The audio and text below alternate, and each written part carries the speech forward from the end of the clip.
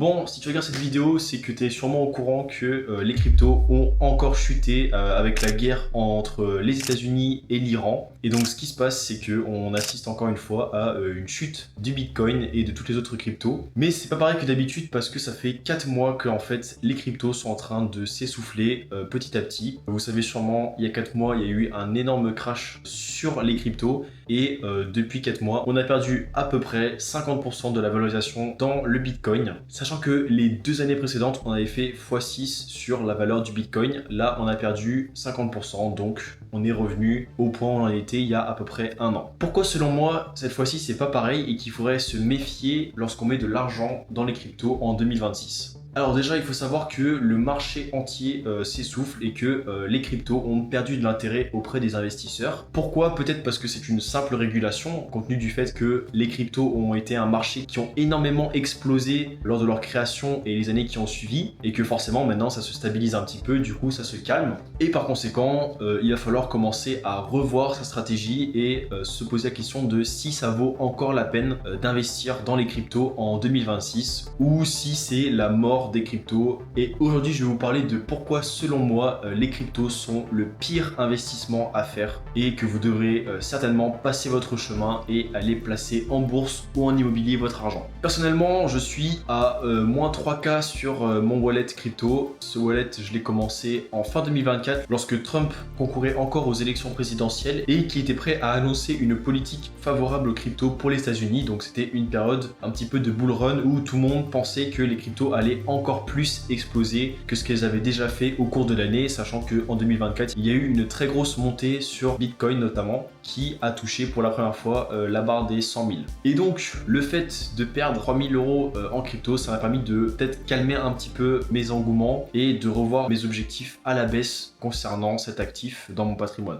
Aujourd'hui, je vais donc te faire comprendre pourquoi est-ce que moi, personnellement, je n'y crois plus aux cryptos et que je pense qu'il faut passer son chemin et mettre son argent en bourse. Du coup, je vais commencer par te faire un petit peu mon parcours pour t'expliquer un petit peu d'où vient cet avis. Donc tout d'abord, en 2017 et 2021, j'ai vu passer les gros pics sur les cryptos sans pour autant investir car je n'y croyais pas tout simplement et j'ai aussi pas été à temps pour placer mon argent assez vite et profiter de la vague. C'est du coup en 2024, comme j'ai dit, que je place 5 000 euros d'un coup pendant les élections aux États-Unis et que du coup, c'était dans l'espoir que Trump fasse remonter encore plus haut le prix du Bitcoin, comme il l'avait annoncé qu'il devait le faire, mais on va voir par la suite que c'est pas ce qui s'est passé. Et pour ceux qui le savent, c'est même plutôt l'inverse qui s'est produit parce qu'en fait, immédiatement lorsqu'il arrivait à la Maison Blanche, a fait totalement l'inverse de ce qu'il a dit qu'il allait faire. Pourquoi est-ce qu'il l'a fait? Alors tout d'abord, il avait annoncé que ce serait le paradis pour les investisseurs en crypto, qu'il y aurait aux États-Unis une réserve de crypto, et tout cela, ça s'est produit au final.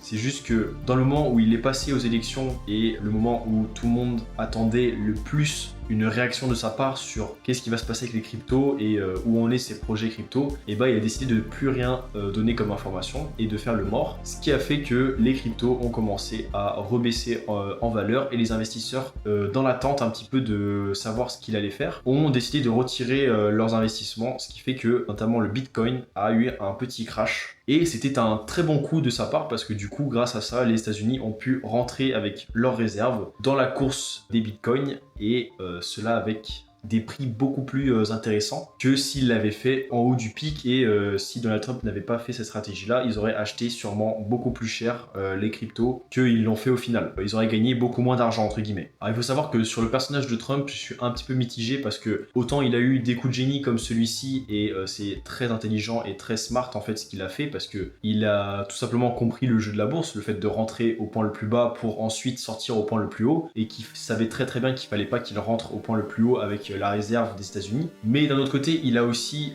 fait des projets crypto que je valide beaucoup moins, notamment le meme coin sur Trump qu'il avait lancé avec son fils Baron Trump. Et en gros, c'était juste un énorme scam. Des coins comme on en a eu des dizaines et des dizaines sur les influenceurs. Donc c'est des coins qui n'avaient aucune valeur. Et en fait, c'était simplement juste de la pub marketing pour que les investisseurs placent de l'argent dans cette coin qu'il a créée. Et ensuite, lui, il puisse revendre toutes celles qu'il possède. Et vu que les gens, ils ont acheté au point le plus haut et tout le monde était en folie sur cette nouvelle coin, et bah lui il a pu profiter et raser totalement les investisseurs. Ce qui est pas une très bonne stratégie quand on y pense, parce que les gens que tu as arnaqués, en fait c'est des gens qui croient en toi et qui sont a priori partisans de tes idées, et en fait c'est comme si tu faisais un gros dos d'honneur à ton propre public. Donc forcément quelque part c'est pas la meilleure chose à faire, surtout quand on est président des États-Unis et quand on a envie de se faire réélire ou tout simplement d'être apprécié. Mais bon, après il a quand même gagné, il me semble, dans les 700 millions de dollars avec cette stratégie là, donc je pense qu'il peut se permettre de se mettre quelques personnes sur le dos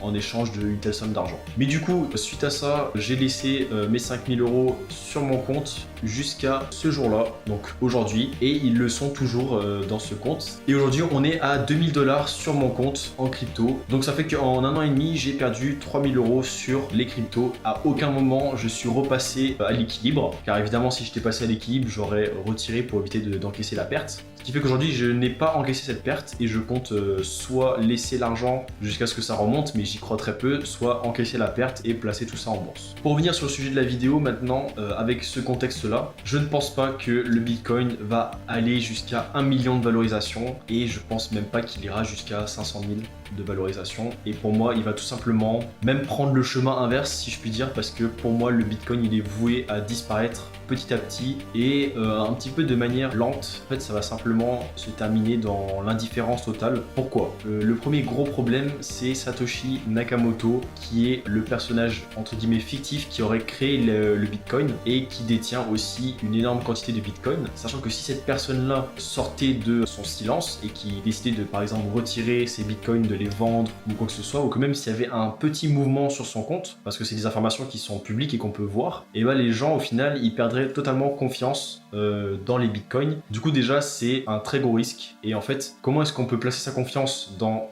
un actif financier si on se dit qu'il suffit que quelqu'un, une seule personne qui est Satoshi Nakamoto, mais si la personne qui a créé le bitcoin décide de se révéler et d'encaisser les profits, et ben en fait ça va juste faire s'effondrer de manière directe et sans retour en arrière le bitcoin. Sachant que le Bitcoin, c'est la crypto numéro 1. Si ce dernier s'effondre, tous les autres vont suivre comme un grand château de cartes. C'est sûr et certain. Ensuite, le deuxième gros défaut, c'est un petit peu son avantage. Donc, vous n'êtes pas sans savoir que comment cela fonctionne, c'est une chaîne décentralisée de peer-to-peer, c'est-à-dire de personnes qui se communiquent entre elles et non pas d'un organisme qui contrôle les subordonnés. Ce qui fait que dans la chaîne, chaque maillon est indépendant et que donc, on n'est pas sur un exemple où une grande compagnie vend des ordinateurs et si elle veut faire des mises à jour à cet ordinateur, elle a juste à faire passer la mise à jour de manière verticale. Tous les ordis seront mis à jour de manière automatique et ça en quelques secondes. Donc ça c'est pas possible pour le Bitcoin. Donc s'il y a un problème sur la chaîne décentralisée, et bah déjà il va falloir que ce soit quelqu'un de volontaire, donc qui vienne proposer une solution, un algorithme, qui va ensuite être poussé à des utilisateurs qui vont accepter ou non de le mettre en place. Et du coup ça fait qu'ensuite ça va être très compliqué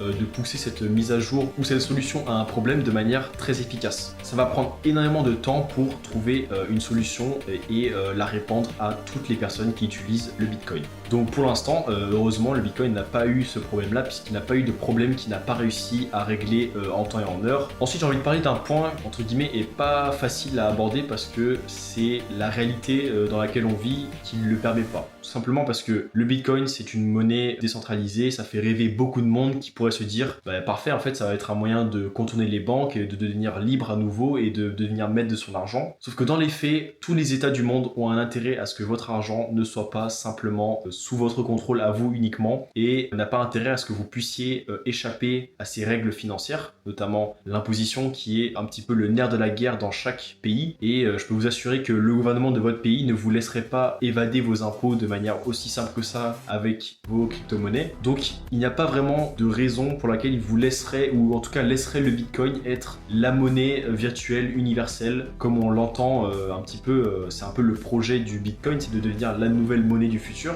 Et je pense qu'il y a très peu de chances que ça arrive au final. Dans l'avenir, le Bitcoin devienne la seule monnaie et que les banques n'aient plus leur mot à dire, ce qui fait que les États n'auront plus leur mot à dire dans les finances du monde. Ça ne marchera juste pas. Ils ne vont pas laisser ça passer. Et du coup, pour moi, c'est impossible que le Bitcoin devienne à grande échelle ou à l'échelle mondiale la monnaie qu'on attend que ce soit, ou une réserve de valeur, plus que ça ne l'est actuellement. Ensuite, le dernier problème, et le problème qui est le plus grave à mon sens, c'est la sécurité qui est bien trop opaque opaque sur le réseau Bitcoin. Donc on pourrait se dire que c'est une bonne chose. On a un système qui permet d'être impossible à contourner et du coup la sécurité elle est infranchissable, elle est inviolable. Sauf que en fait ça pose des problèmes parce que ce n'est pas un système de sécurité qui permet d'y accéder même si on a un problème avec ses mots de passe. C'est une sécurité absolue, ça veut dire que si vous perdez vos mots de passe, c'est terminé. Vous ne reverrez plus vos cryptos et vous allez juste les enterrer et oublier. Donc ça c'est un énorme problème, déjà parce que ça peut arriver. Donc si vous avez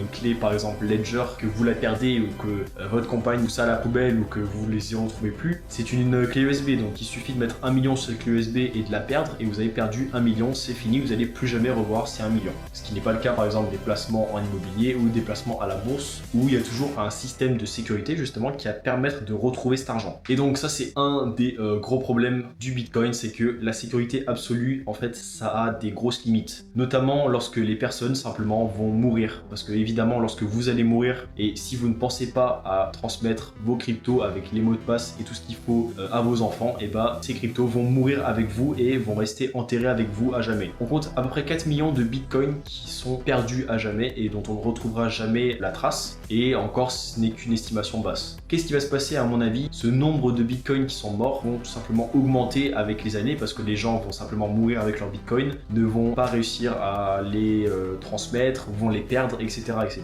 Ce qui va faire que le bitcoin va tout simplement petit à petit devenir en fait un cimetière numérique où il y aura plus en plus de bitcoins qui seront perdus. En soi, vous allez me dire que c'est pas un problème parce que on peut toujours le fractionner et que même s'il reste un seul bitcoin, on pourra toujours continuer avec des fractions de fractions de fractions à faire fonctionner le système. Sauf que ce n'est pas le seul problème. Dans un monde où des grosses institutions comme par exemple on a BlackRock, on a Vanguard qui placent énormément de leur argent sur les bitcoins et qui du coup en amassent, en collectent de plus en plus. Il faut savoir qu'actuellement si on compte le nombre de bitcoins qui sont inretrouvables, inutilisables, on est à peu près à 10% du marché mondial de bitcoin qui appartient à des instituts professionnels. Donc imaginons un scénario où Vanguard et BlackRock continuent petit à petit d'emmagasiner des bitcoins jusqu'à finir par contrôler la plupart, la grande majorité des bitcoins. Ce qui va se passer, c'est qu'en fait, ils vont pouvoir se placer en tant que cartel et à ce moment-là,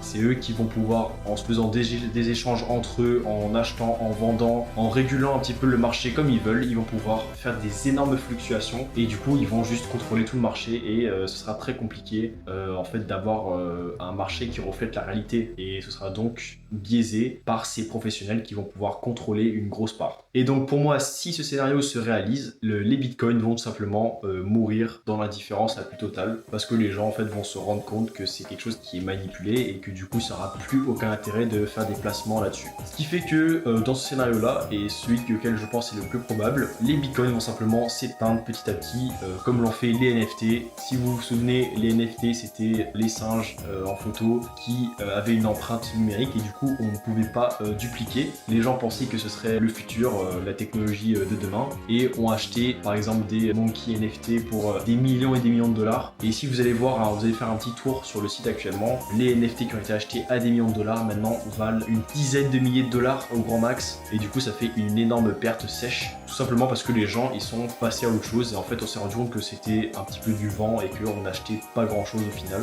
Et du coup ça fait que le grand public s'est lassé et les gens ont arrêté de mettre de l'argent et quand les gens ont arrêté de mettre de l'argent, et bah tout s'est effondré. Et ce qui pour moi est la suite logique pour les cryptos. Mais maintenant la vraie question qu'on va se poser c'est pourquoi est-ce que tu voudrais investir en crypto et pas en bourse tout simplement. On pourrait se dire que on investit en bourse pour avoir quelque chose de plus stable, de plus prévisible et quelque chose de plus traditionnel et qu'on voudrait investir de l'autre côté en crypto dans quelque chose de un peu plus risqué mais qui a potentiellement de gros retours sur investissement. Et bah pas forcément. Si on prend en compte le fait que les cryptos sont en train de se calmer et que le marché est en train de se stabiliser un petit peu parce que l'engouement du début est passé, et bah au final ça va faire que le marché va devenir un peu plus calme et va reproduire un petit peu le marché financier. C'est-à-dire que entre les cryptos et la bourse, il n'y aura pas une grosse différence dans le sens où on n'aura pas d'autres bull run où vous allez pouvoir taper un 200% sur des cryptos en un mois. Je pense que ça va être de plus en plus rare et ça va même peut-être disparaître à l'avenir. Du coup, si ça disparaît, les gens n'auront plus intérêt à aller vers les cryptos, si ce n'est pour ce facteur potentiel de loterie où c'est un petit peu un investissement risqué qu'on a envie de faire pour essayer de gagner un petit peu lorsque ça va monter en flèche. Parce qu'on va pas se mentir, la bourse, c'est le truc qui a toujours marché sur des centaines d'années, ça a toujours monté, c'est basé sur des économies de pays entiers, sur des centaines d'entreprises si on fait les ETF, ou alors d'entreprises individuelles si on fait des actions individuelles, et que en fait c'est quelque chose qui a toujours marché, qui marchera toujours, et qui est très safe, très réglementé. La bourse donne beaucoup d'avantages, comme par exemple un PEA qui est défiscalisé en France par exemple, des ETF historiques comme j'ai dit qui sont basés sur la bourse de plusieurs pays dans le monde, donc on peut diversifier un petit peu ses investissements et s'assurer que même si un pays se porte mal, nos investissements dans un autre pays se porteront mieux. Et pour moi en fait c'est simple, la plupart de ton argent devrait être investi en bourse, surtout si tu as un gros capital de départ et que tu souhaites avoir quelque chose de très passif où tu as pas besoin de gérer en permanence tes investissements. En revanche, si tu as un capital qui est plus faible, je vais te conseiller de partir vers de l'immobilier car c'est le moyen le plus rapide et le plus efficace de faire du gros levier et de décupler son capital rapidement. Parce que la bourse, comme les cryptos, si tu as un capital faible, ça va être plus difficile de faire de l'argent sur le long terme. La crypto, c'était le cas avant, mais maintenant ça va être de moins en moins le cas et c'est pour ça que ça a perdu son sens. Si on met en avant les nombreux projets qui ont été des arnaques dans les cryptos, c'est beaucoup moins sécurisé pour les personnes lambda, on va dire, qui n'ont pas forcément le temps ou la passion aussi de se mettre dans les cryptos, d'aller investir de manière sereine sans se taper un moins 80% sur tout ce qu'on a placé. Et donc les cryptos, pour moi, c'est bien trop risqué quand tu as un faible capital car tu pourrais perdre tout l'argent que tu as placé et du coup c'est tout l'argent qui te reste à investir car tu as un faible capital, tu pourrais très facilement tout perdre et te retrouver avec plus rien, alors que si tu avais mis ça en bourse, certes ça aurait été plus lent mais ça aurait été plus sécurisé, et si tu l'avais placé en immobilier, certes, ça aurait demandé plus de temps, mais au moins tu aurais pu décupler ça de manière exponentielle. Et d'ailleurs, toutes les cryptos ne se valent pas, car évidemment, la numéro 1 dans le domaine, c'est le Bitcoin, l'Ether, le Solana, et pour ce qui est du reste, tout ce qui est les mêmes coins et autres, c'est très déconseillé d'investir dedans si on n'y croit pas fermement, et des principes et des convictions qui sont en accord avec les investissements qu'on fait. Mais pour les gens qui cherchent simplement de la rentabilité pure, c'est très peu recommandé d'aller dans ce type de crypto. Après, si tu partages un point de vue différent du mien et que tu as envie de me contredire parce que tu penses que selon toi les cryptos c'est l'avenir et que c'est simplement le bas du cycle et que tout le monde est en train d'un petit peu surestimer la baisse, et bah tu peux donner ton point de vue en commentaire et me dire pourquoi est-ce que j'ai tort selon toi. Pour terminer, je dirais que pour moi les cryptos sont finis et finex parce que ils ont perdu tout ce qui faisait le sel et tout ce qui faisait l'intérêt de ces derniers, c'est-à-dire l'espoir un petit peu de faire un bull run comme en 2017 et de devenir multimillionnaire du jour au lendemain parce que tu as acheté 13 000 bitcoins à 13 centimes. Et d'ailleurs, je pense qu'elles n'atteindront jamais le potentiel qu'on espère qu'elles vont atteindre